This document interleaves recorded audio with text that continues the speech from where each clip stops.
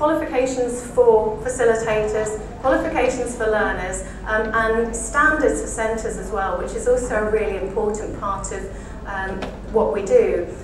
So looking at things around policies and procedures, safeguarding for people, access to assessment, you know, just the whole range. I think there's a lot of people who have a horse or two, and they think, oh, it'd be really nice, you know, these kids have been coming along and be great, you know, they're learning a lot, they can come and groom a horse or whatever.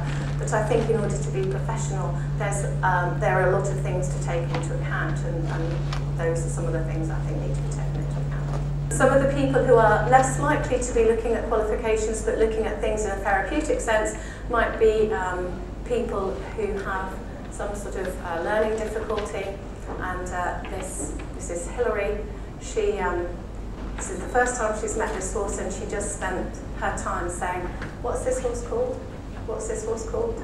And was then, you know, 6 months later would talk to anybody about the horses and want to share her experiences with the horses. And so the sort of age range is just sort of, I think the oldest learner that we have is something like, I think he's 74 actually, and sort of all ages in between.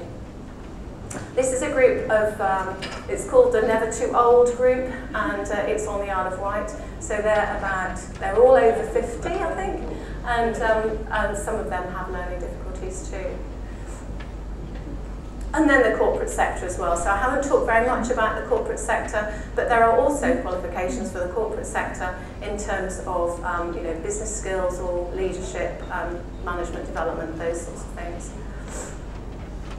And then the ways in which that you might like to get involved. So there's a network website which is available for people to join, and there are also training opportunities here in Australia as well as in the UK.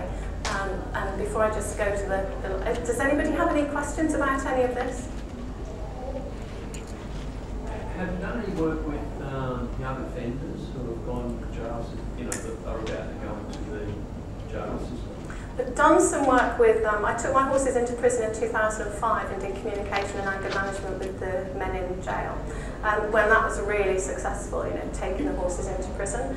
And also not so much working with people who are about to go into prison. I think there are issues for facilitators in working with that group, and you need to be really sure that that's what you want to do for all sorts of reasons. So there are health and safety aspects of that, and depending on the situation that you happen to be in.